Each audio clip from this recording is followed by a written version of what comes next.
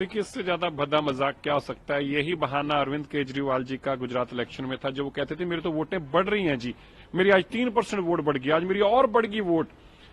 अब 5 स्टेटों की इलेक्शन आ गई तो बोले मेरे को इसलिए बुला रहे हैं कि मैं कैंपेन ना कर सकूं, नोटा से कम वोटें आई।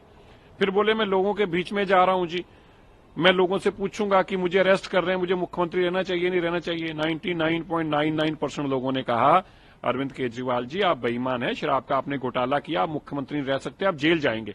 अब समझ में आ गया कि पब्लिक परसेप्शन में मेरी बुरी हालत बन गई है, पब्लिक मेरे साथ नहीं है। अब तीसरे नोटिस पे भी वही घड़ा पिटा।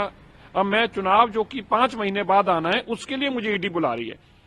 ईडी आपको अरविंद केजरीवाल जी इसलिए बुला रही है, शराब घोटाले में जो आपने पैसे लिए हैं, जिस अरोड़ा का जाकर आप केक काटते थे, जो आपका परम मित्र था, जिसके एनिवर्सरी और बर्थडे के केक काटे जाते थे, वही अरोड़ा जो है आपके खिलाफ सरकारी गवाह है। नायर जो आपका नजदीकी साथी है, वो फोन पर सबसे बातें कराता था, उसकी चैट सबके बीच में है। 350 करोड़ रुपए की ट्रेल का हिसाब सामने है, और जहां जहां पैसे अरविंद केजरीवाल जी ने दिए हैं उनका हिसाब है। अरविंद केजरीवाल जी के पास इन चीजों का जवाब नहीं है। अगर होता तो जब संजय सिंह के लिए बोलते थे, जो लोगों के बच्चों की बात थी, संजय सिंह जाएंगे जेल जी, ये जेल में रहेंगे जी, मनीष सिसोदिया जेल जाएंगे जी, ये शहीद भगत सिंह है जी, इनको कोई फर्क नहीं पड़ता। लेकिन जब अपनी बात आई तो हवा निकल गई है, इतनी जल्दी हवा निकल गई। सच्चाई ये है कि जो पैसा लूटा है उसका हिसाब देना पड़ रहा है, लेकिन इस भारत के कानून के हाथ बहुत लंबे हैं। अरविंद केजरीवाल जी तक पहुंचेंगे, अरविंद केजरीवाल जी को जेल भी जाना होगा, इस केस में सजा भी होगी। और मैं पहले भी कहता रहा हूं, अरविंद केजरीवाल लालू प्रसाद यादव जी के बाद अकेले ऐसे मुख्यमंत्री होंगे जो सबसे लंबा समय जेल में भी रहेंगे और उनको सजा भी होगी।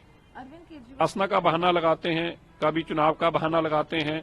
और मैं याद कराना चाहता हूं, आज सौरभ भारद्वाज जी को जो कहते थे कि अरविंद केजरीवाल जी तो पेश होना चाहते हैं लेकिन विपासना में है, उनको तो पता ही नहीं है संबंध, वहां तो मोबाइल भी नहीं है। अब तो मोबाइल भी है, केजरीवाल जी भी हैं, सामने भी हैं, क्यों भाग रहे हैं? क्योंकि चोरियां सामने आ गई हैं, चोरियों के डॉक्यूमेंट सामने आ गए हैं, लूट का हिसाब सामने आ गया है।